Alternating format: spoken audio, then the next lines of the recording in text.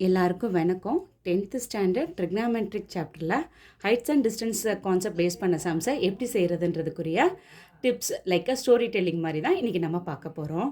பார்க்குற ஸ்டூடெண்ட்ஸ் எல்லாருமே மேம் எனக்கு டயக்ராம் புரியல, ஆங்கிள்ஸ் புரியல, இது புரியல, அது புரியல, நிறையா விஷயங்கள் லிஸ்ட் அவுட் பண்ணுவாங்க.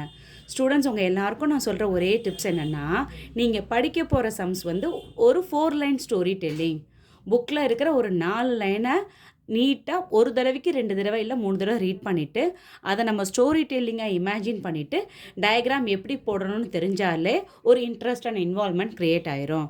ஒரு உதாரணத்துக்கு இப்போ நானே சொல்கிறேனே, இப்போ உங்களோட லெஃப்ட் சைடில் T1 தட் இஸ் ட்ரீ ஒன்று இருக்குதுன்னு அர்த்தம். ரைட் சைடில் T2 செகண்ட் ட்ரீயை கன்சிடர் பண்ணிக்கோங்கப்பா. ஸோ 2 பக்கமும் 2 ட்ரீ இருக்குது, ஒன்றுக்கு ஒன்று ஆப்போசிட் டைரக்ஷனில் இருக்குது.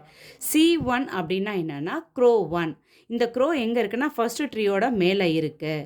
C2 அப்படின்னா க்ரோ 2 தட் இஸ் ரெண்டாவது காக்கா வந்து ரெண்டாவது மரத்துக்கு மேலே இருக்குப்பா. ஸோ வீனா என்னன்னு இப்போ நீங்களே கெஸ் பண்ணியிருப்பீங்க. Yeah, exactly correct. We is nothing but vada. So எப்பயுமே காக்கா கதை படிச்சிருக்கோம்ல, அதே கதையை தான் இப்போ நம்ம ட்ரிக்னாமெட்ரியில் படிக்க போகிறோம். இது நான் அவ்வளோ கஷ்டமாகவா இருக்குன்னு இப்போ நீங்களே சொல்லிடுவீங்க. இப்போ 2 க்ரோவுக்கும் நம்ம ரேஸ் வைக்க போகிறோம். ஸோ 2 க்ரோவும் வடையை அழகாக கீழே பார்க்குது. சரியா? ஸோ அப்போ இது என்ன சொல்லுவோம்? ஆங்கிள் ஆஃப் எலிவேஷன் சொல்லுவோமா, ஆங்கிள் ஆஃப் டிப்ரெஷன் சொல்லுவோமா? கீழே கூடி பார்க்குறாங்க. ஸோ இது வந்து என்னன்னு சொல்லுவோன்னா ஆங்கிள் ஆஃப் டிப்ரெஷனை பேஸ் பண்ண கான்செப்ட்ஸ் தான்.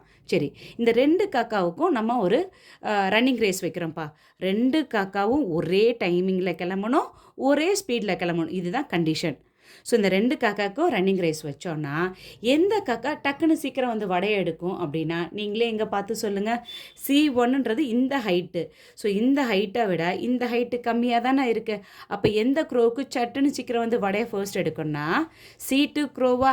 ஸோ ரெண்டாவது மரத்தில் உள்ள இந்த க்ரோ தான் சீக்கிரம் வந்து வடையை எடுக்கும். ஸோ இவ்வளோ தான்ப்பா ட்ரிக்னாமெட்ரிக் கான்செப்ட். இது செய்ய கஷ்டமாகவா இருக்கும்?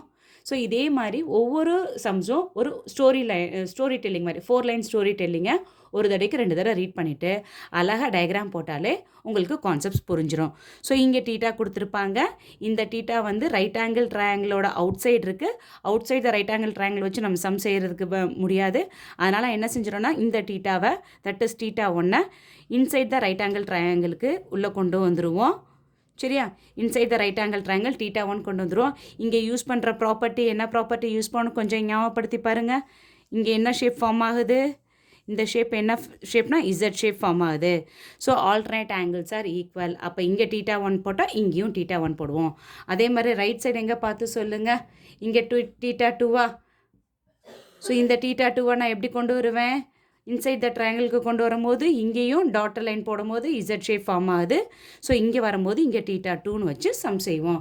ஸோ இங்கே இருந்து வர டிஸ்டன்ஸுக்கும் இங்கே இருந்து வர டிஸ்டன்ஸும் ஷார்ட்டஸ்ட் டிஸ்டன்ஸுன்றதுனால செகண்ட் க்ரோ தான் சீக்கிரம் வடையை எடுத்துக்கிறோம். அப்போ ரன்னிங் ரேஸில் ஜெயிக்க போகிற க்ரோ எதுனா செகண்ட் க்ரோ.